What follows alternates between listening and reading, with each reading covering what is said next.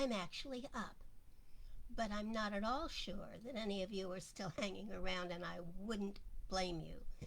I have literally now been spending a half an hour trying to get live, and it kept freezing on me, and I don't know what's going on.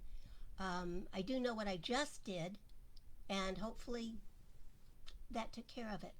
If I freeze up again, go have a glass of wine and think happy thoughts. I hope that some of you are still here because I miss talking to you. But I certainly understand if you've already gone off to have that glass of wine. So, welcome to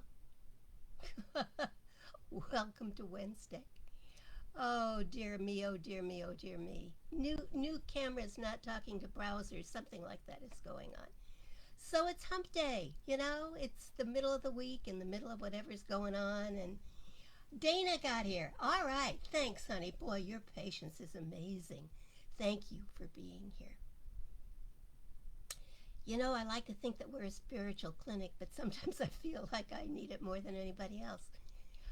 Uh, or figure out how to be a spiritual urgent care. Thank you for being here. Jennifer's here. Yay! The gang is showing up. I can't believe you guys have been this patient. I'm going to skip a whole bunch of the stuff I was going to talk about in the news tonight because this isn't a news show.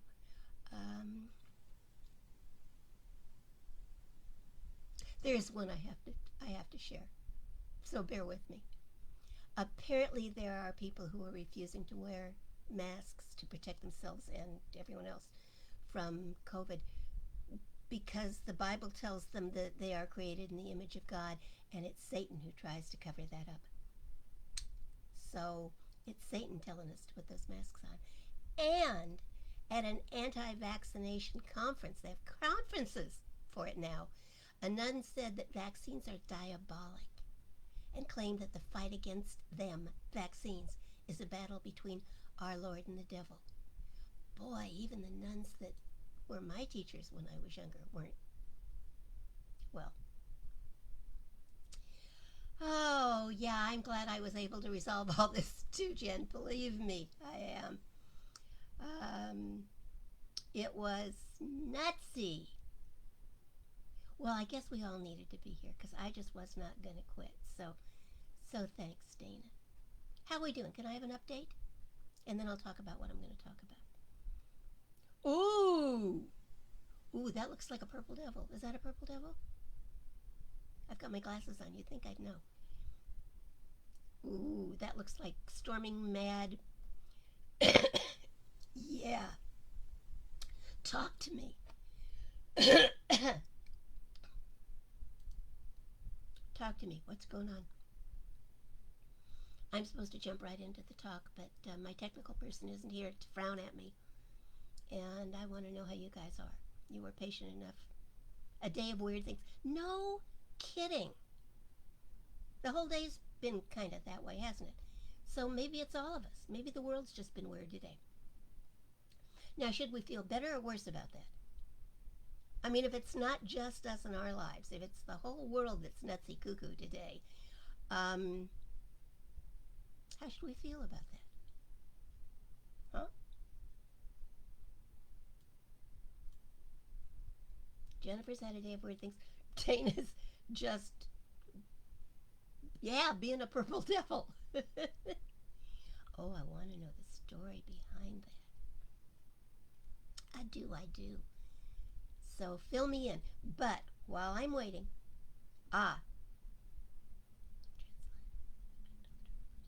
ooh, he's too young, isn't he, for that?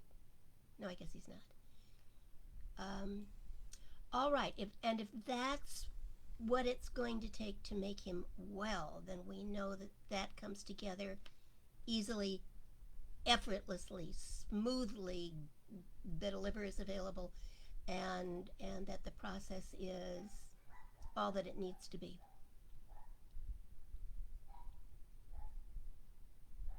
Okay. Okay. Jen, I'm keeping up on the kids. Thanks. I saw the earlier one, and I was so excited that they went from nothing to 2. Why can't she have the one that she's in love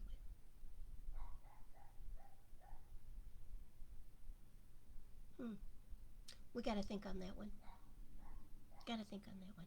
Okay, so let me jump into what I was going to talk about, because I think it's going to be perfect. I think you'll let me know. Okay. You know, a couple of weeks ago, I mentioned Rosslyn Chapel and told you that I'd talk more about it in the future. Well, it's the future. So I'm here and it's talking, or it's here and I'm talking. A little background. I'd wanted to visit Rosslyn for decades. Decades. My passion for the Arthurian legends, you all know I'm nuts about that, and especially the stories about the Grail quests, led me to other tales in that way that starting with one thing tends to always grow into something else and lead into something else. And almost always, those leads took me to the Knights Templar and Secret Codes and Rosslyn. So when Rosslyn showed up in Dan Brown's book, I wasn't at all surprised. Now, there are theories that the Grail is buried beneath the chapel in an area that got mysteriously filled with sand somewhere around the 18th century. And that among the literally thousands of carvings on the walls, and there are thousands, there are clues to the Grail and some mysteries that date back to the time of Jesus. Who knows? They're mysteries. What I do know is that we sat in Rosslyn Chapel through 2 very different lectures on the mysteries of the chapel, and when we were done, the only thing that was clear was that they knew some of the things were done to or in the chapel at a specific time by a specific person, but to this day no one really knows why any of those things were done. Oh, there are lots of opinions. Opinions by some pretty astute minds and learned people, but they remain that. Opinions. No one is certain why anyone did anything or what it was meant to.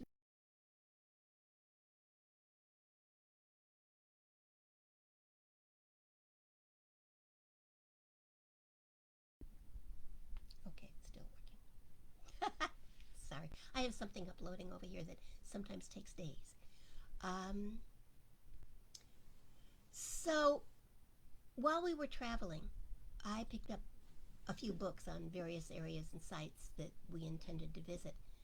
And in the opening of one book, Rosslyn, Guardian of the Secrets of the Holy Grail, I had to have that one, didn't I?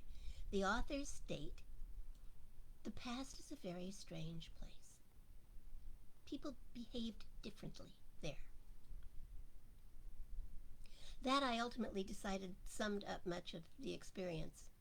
The past is, in fact, a very strange place, and any real understanding of things that happened in the past can only be obtained with knowledge of the times in which the event existed, and some kind of intention of those who participated in it. Part of that is not difficult. History books can bring us to at least a partial understanding of the past and its events. Although, as we are seeing in today's world, not only is history written by the winners, but there are always those who choose in the future to freely rewrite historic events so that they fit more comfortably with their current belief systems. I still don't know how I feel about that. The truth remains, the past is a very strange place. People, because of the needs and the circumstances of the times in which they found themselves, behaved differently there. I was as much taken by the phrase as I was by the chapel. And I even repeated it in a video that we made at Roslyn. But I kept having this strange feeling that I had heard the phrase before. I just couldn't put my finger on it. Once I got home, I Googled. Of course I did. The past is a strange place. And sure enough, I discovered that L.P. Hartley, a British novelist and short story writer, whose best-known novel, The Go-Between, was made into a movie for which the screenplay was written by Harold Pinter. I'll get back to Pinter in a moment. The opening sentence for The Go-Between is the past is a foreign country. They do things differently there. While not an exact pilfering of the original, for which no credit was given, I'd say it's close enough to be suspicious. I was suspicious. And regardless, whoever takes credit, the message is pretty undeniable. The past is a strange place, foreign or not. And there's no doubt that the people behaved or did things differently there. And it doesn't even have to be the long ago past. Sometimes the past is yesterday. There is a story I've told before. You've probably heard it, but I think it fits here. There's a presumption that the story is true. I don't know if it is or not, but I'm going to tell it anyway. It's a parable. A friend once told me a parable was a story that might not be true, but should be. Hold on, we've got... Thank you. Well, that's a little lead-in story music. Okay. It was your lead-in music. So the story is about a young girl and her mother who were experiencing a really tough time in their relationship. No matter how hard the mother tried, the daughter responded with hostility and anger. Finally, in total frustration, the mother cried out, "Why do you hate me so much?" And the daughter replied, "Because you ruined my party." What? Which party? What did I do? My birthday party, the daughter said. You ruined it. All of my friends were there. I was having such a good time. I was laughing a lot, and we were all pretty loud, and I must have been too loud because suddenly you came up behind me and hit me in the head. Everyone laughed, and I felt like a fool. I don't know why you did that, but I just can't forgive you for it. The mother was shocked, caught somewhere between laughter and tears. "But don't you know what really happened?" she asked. "Of course I do," said the daughter.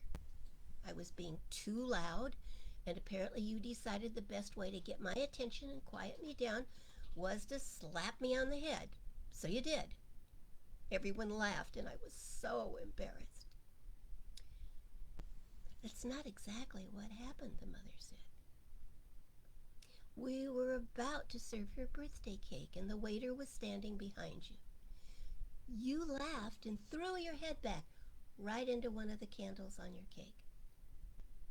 The flames started to burn your hair, and I hit your head to put out the fire. No one seemed to notice anything. Your friends were already laughing with you, not at you.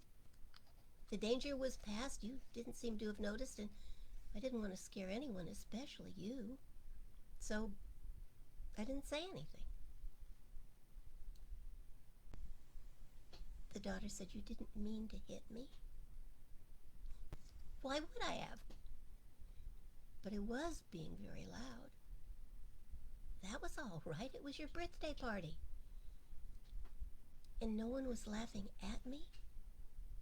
"No one." "But," said the daughter, "I remember it so well." Or so she thought.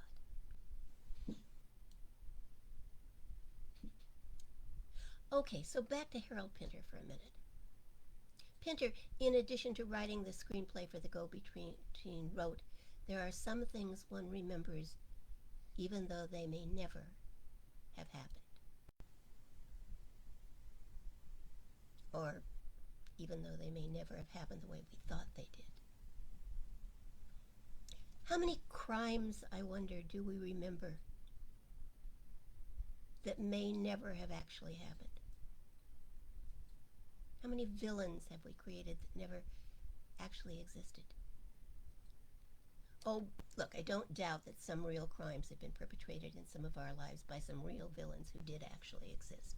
I'm not saying that. But I do wonder how much time we have spent, how much heartache we have suffered, how much love we may have lost over crimes that are more imaginary than real, or certainly more of a misdemeanor than a federal crime. I'm told that in United States criminal law, means, motive, and opportunity are the three aspects of a crime that must be established before guilt can be determined. Means is not difficult to prove or disprove. It only determines that the defendant must have had the ability to have committed the crime. Clearly, in our memories and our imaginations, we have already established that our personal villains not only could, but did commit the crime. Means is handled.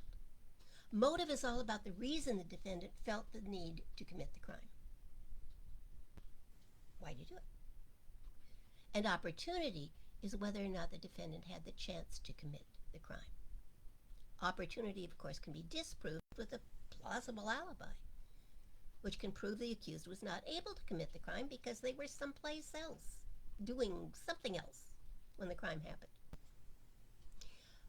Motive, I'm told, is not an element of many criminal proceedings. But all too often, in our individual lives, motive is what we base our allegations upon. And all too often, friends, the motive is in our mind. What we are all too often saying when we are certain that someone is meant to harm us is that given the time and these circumstances, if we had done that, harm is exactly what we would have meant, when in fact we can never really know why someone did what they did, what their story might have been, or what cause they believed they needed to act upon. At best, we can only imagine, or make it up. Josh Billings once wrote, "There are lots of people who mistake their imagination for their memory." So the question for today is this: do we really understand the past as well as we think we do? And if we are looking for understanding or healing or forgiveness, are we then willing to revisit the event and examine it? Not by today's standards, and possibly not even by our own standards, but by the standards and circumstances and needs and understanding of the people, the time, and the place. It gets complicated. The past is a very strange place, and people behaved differently there. When all is said and done, we can only make assumptions about what motives people may have had there in the past. So let me return to Rosslyn for a moment. The chapel was originally intended to be part of a larger church, the foundations of which still exist today. But whether the church was completed or not, the chapel is amazing in an odd, overdone, mysterious kind of way. The plans for it were laid out in the 11th century, but it was not completed in the lifetime of the first Earl who originally planned it. Much was done while he lived, and we are told all of the carvings were of his design. Many ancient stories are told there in the carvings, from Moses with his horns through the New Testament. There are carvings that depict Christian themes and stories, and carvings that seem clearly to point to the Knights Templar and the Masons. although since it was a secret society, one cannot be completely certain of the reason for their existence, or their placement, or exactly what they are meaning to tell us. The chapel is a mystery. Whatever the original plans might have been, those plans were kept in the castle and were lost when it was destroyed, probably by Cromwell. So it was left to people who were making a good deal of it up to complete the task of finishing the chapel. Some who inherited the chapel, some of the earls, did some work, and others wanted no part of it. And in fact, the chapel was closed at one point for over 100 years because someone wanted no part of it. Gratefully, for those of us who will always wonder about its meaning, it is open and being restored once again. And it lays out its mysteries before us to perhaps someday be revealed. And perhaps in the revealing of some of Rosalind's mysteries, we can come to understand some of our own.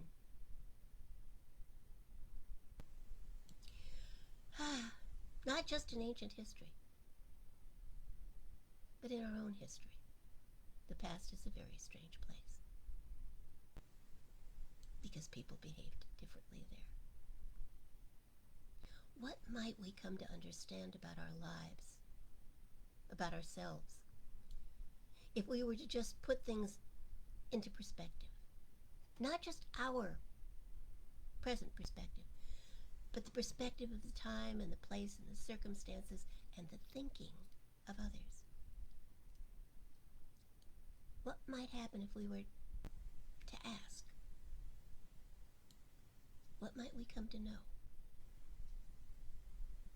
What might we come to know about our lives, about their lives, and about ourselves?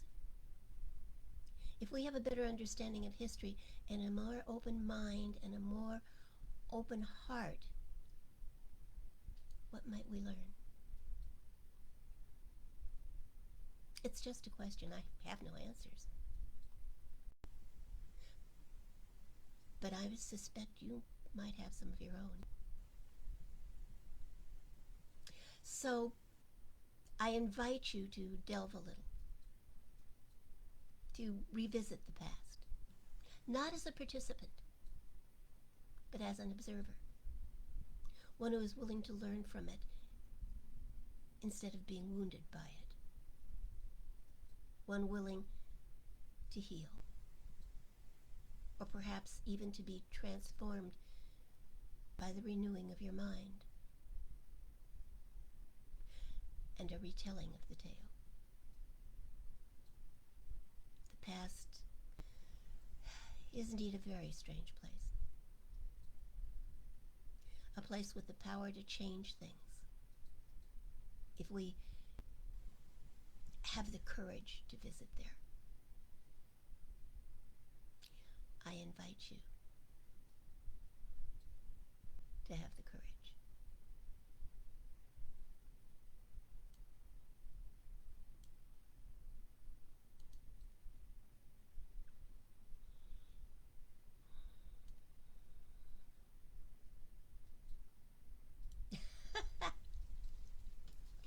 Heidi was late because she was watching you on YouTube. That's okay, Heidi. I was way late. Took me 28 minutes to get up and get the cameras running. So, once again, I apologize for being late and am very grateful for those of you who stuck around or showed back up or did whatever it is you did, but that are here now. I really do appreciate it. And I still, Dano, like the little purple devil up there. So how does Mother feel about the idea of a liver transplant for John? Other than being scared, which is a perfectly natural motherly response. You have permission. This is one of those times when I say, you just be mom and let me pray, okay? I have been praying. I will continue to pray. We're doing real good on the home front for Sabrina and family. So, any other prayer requests? Because I'm not going to keep you guys around forever and forever. I would like to finish this up in a timely fashion so you can get on with your lives. But I'm gonna pray. So, oh, and we have a closing song. Goody.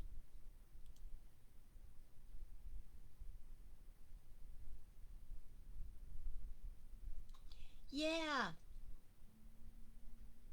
Facebook is a challenge. And I use 2 different browsers to try to get on. And one told me it couldn't find my camera, and the other one said it couldn't use my camera.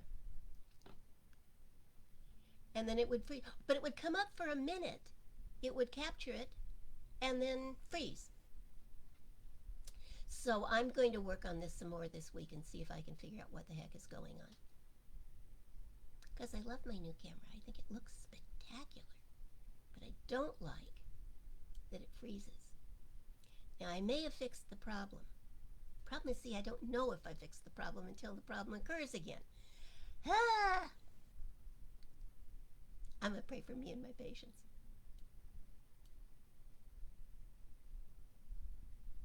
I know it likes to throw you off, Heidi, and I don't understand that at all because I think you're a wonderful person.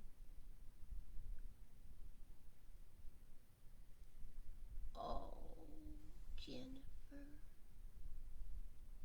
She just wants friends for her birthday. Oh. That's sweet. That's just really sweet. And I know it probably comes from a feeling that she doesn't have any or doesn't have enough. So we'll do that.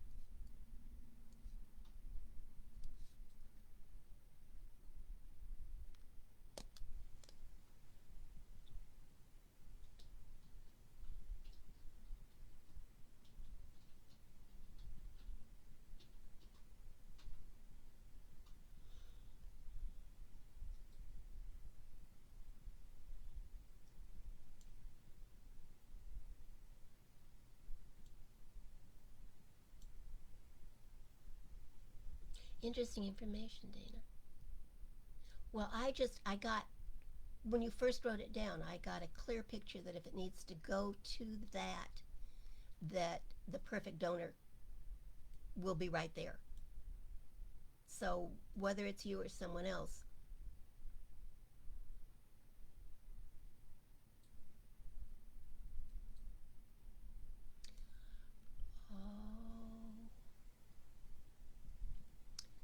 okay, Jen, I've got it.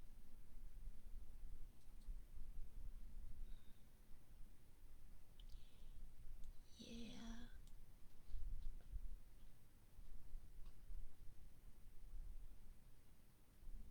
So she's never had the opportunity to, wow, things you don't even think about.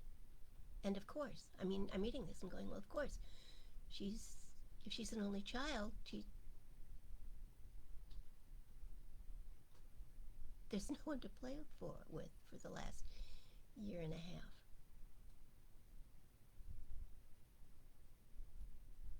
And she can't go out. I wouldn't let her out. So, how about a Zoom call with other children?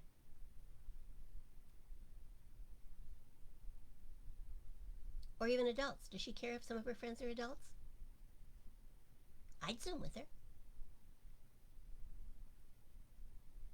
I'd be her friend. I bet we all would.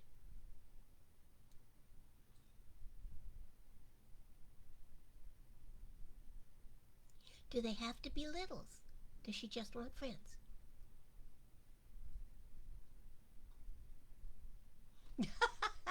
Yes, Heidi. Let's wrap this up.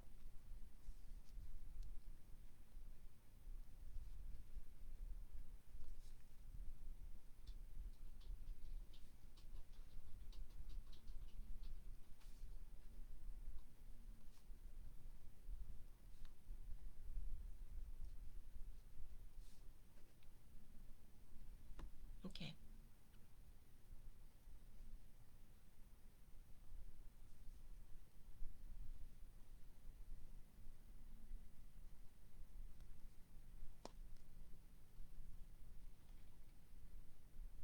Yeah, I got you guys. Oh, Cat wants to put a bow on it. Well, she would, wouldn't she? It's gonna be purple, though. I'm telling you, the bow's gonna be purple.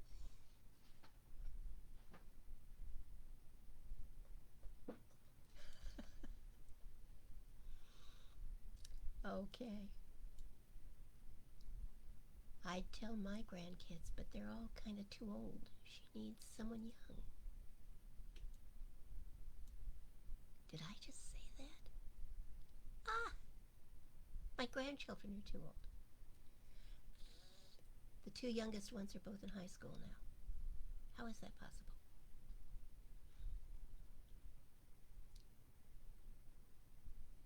Okay, when is her birthday, Jennifer? Let's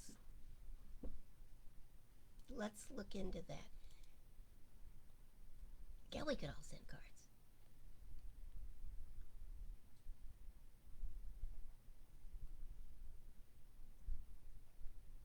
We could send a bunch of cards. So, and we could all sign them your friend and then our name. Address? September 30th. Oh, we got time to do this. Good. Okay. Okay. So if we have the address, we can do a bunch of cards, and we'll just keep reminding people every week until we get closer, and then we'll all mail them at the same time. She's a Libra. Does that make her a Libra? Of course it makes her a Libra. Oh. She's perfect then. We Libras are, you know. Well, Hey. Perfectly flawed. But charming. dinner's cooling. Okay. All right, guys, let's pray. All right? Let's pray.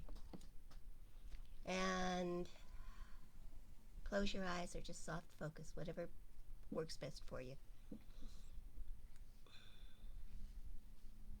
And know that God is all that there is. And God is so very present here and now. And as capable today as on the very first day. Yesterday, today, and forever. All that there is that power, that presence. And so I know, since it is all that there is, it is all that we are, and I know then that being that, when we speak our word, it has the power of the word on the first day. And it creates magnificently.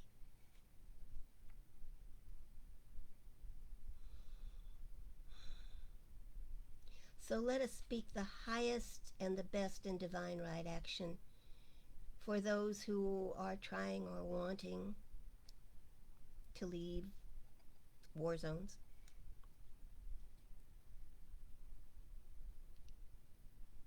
Let us speak our word for those who were or are in the wake of Hurricane Ida, that all is well, that they are protected, that they are divinely inspired to do exactly what needs to be done for the highest good. We know for Jennifer's granddaughter that she has lots of friends, and she's about to find that out. That on her birthday she will get her wish. And she will have friends. And from that day forward, she will never lack for friends.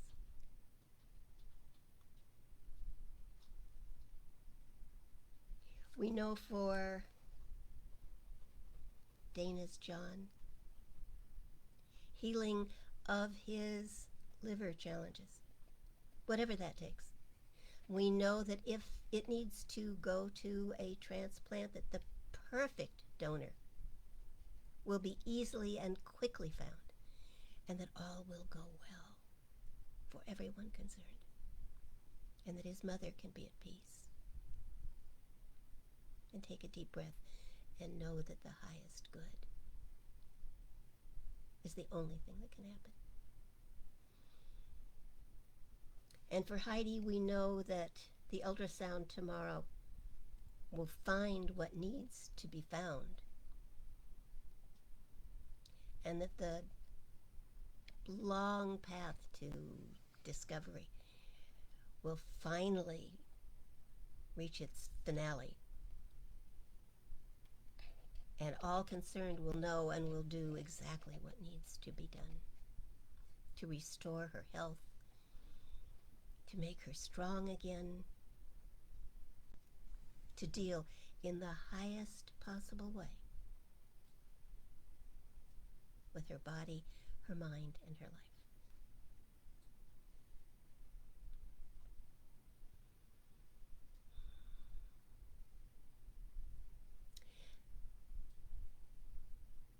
And not as flippantly as it sounds,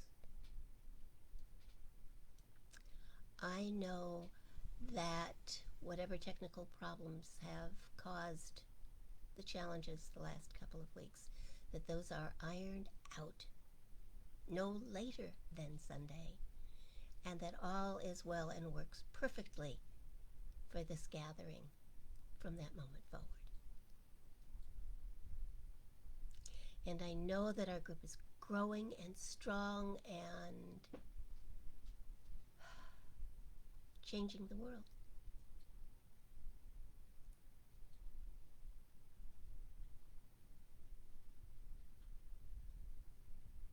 Thank you, Jennifer. Thank you all. Thank you, God. Thank you, Spirit. Thank you, life within each and every one of you, for your contributions to my life, to this group, and to the world. I am so deeply grateful for the miracles that are wrought here, for the changes in each life, and for all that you do. And I am grateful mostly to the power within each and every one of us that makes it so. And we just let go and let God and let it be. And so it is. And so it is. We have a closing song. Don't forget. It's up there a little ways, but it's there. Good night, all. I love you. I'll see you on Sunday.